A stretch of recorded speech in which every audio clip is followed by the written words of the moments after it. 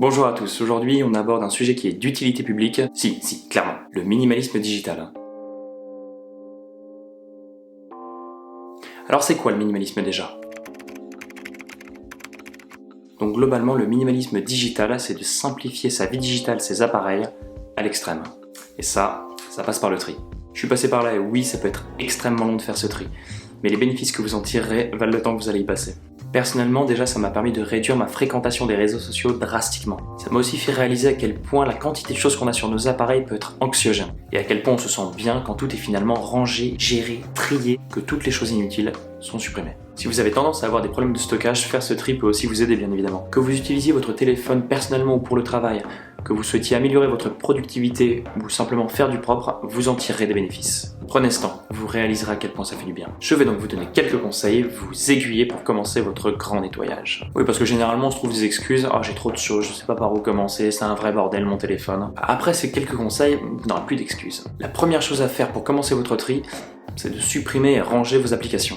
Alors ça paraît bateau de parler des apps en premier, mais c'est la première chose que vous voyez quand vous déverrouillez votre téléphone. Donc déjà là, si vous avez 11 pages d'applications dont l'organisation est approximative, ça peut pas vous faire du bien. Voilà comment j'ai fonctionné. J'ai d'abord fait le tour de toutes mes applications pour savoir si je m'en servais réellement. Quelles sont les applications que j'utilise souvent et celles que je garde par habitude au cas où. J'ai bien dû supprimer la moitié de toutes mes applications en faisant cet effort. Quand ce tri est fait, vient l'organisation. Je fonctionne très simplement. Déjà ma première page est vide parce que j'aime mon fond d'écran. Ma deuxième page n'est pas remplie. Je me suis imposé une quantité d'applications maximale sur l'écran principal pour garder un aspect épuré, mais aussi parce que je me suis rendu compte qu'en ayant les réseaux sociaux facilement accessibles à portée de pouce, sans même y réfléchir, j'allais y faire un tour. Clac, réflexe. Et la fonction temps d'écran m'a fait comprendre la différence de fréquentation que j'ai sur les réseaux entre une semaine où ils sont sur la page principale et une semaine où ils sont cachés, rangés dans des catégories dans la seconde page.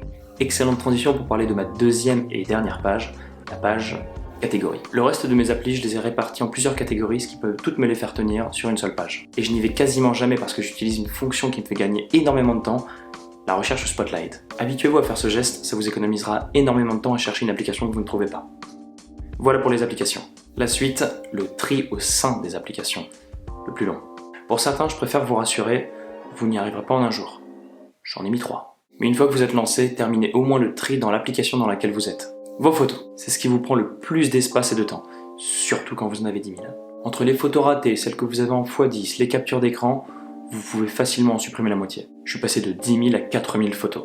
Vos mails. 90% de vos mails sont des pubs et ne vous servent à rien. Vos conversations dans les apps de messagerie, ça peut être Messages, Instagram, Messenger, WhatsApp, ce que vous voulez. Je sais qu'on peut y être attaché sentimentalement, il y a des souvenirs, etc.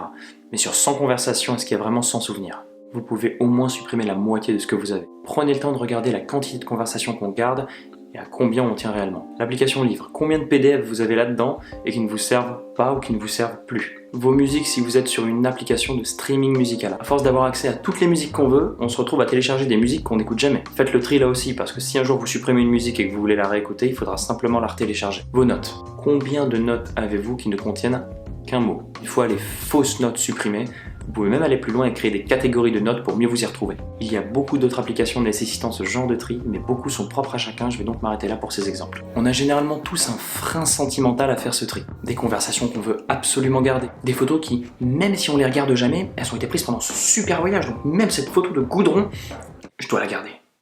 Tellement moi. Gardez une chose en tête, vos souvenirs avant d'être là-dedans, ils sont là. Quand vous reparlez de ce voyage avec votre meilleur ami, vous avez besoin de 1000 photos pour vous en souvenir? Ou bien vous arrivez à en rire et à y repenser sans forcément passer un diaporama composé d'une bonne moitié de clichés ratés? J'ai dû faire ce tri avec les photos de mon premier voyage à New York. J'en avais environ 1000. Mais j'avais énormément de photos de musées, de doublons, de choses que je ne regardais jamais. J'ai gardé celles qui me tenaient le plus à cœur, j'en ai gardé 200 sur 1000. Vos principaux souvenirs sont là.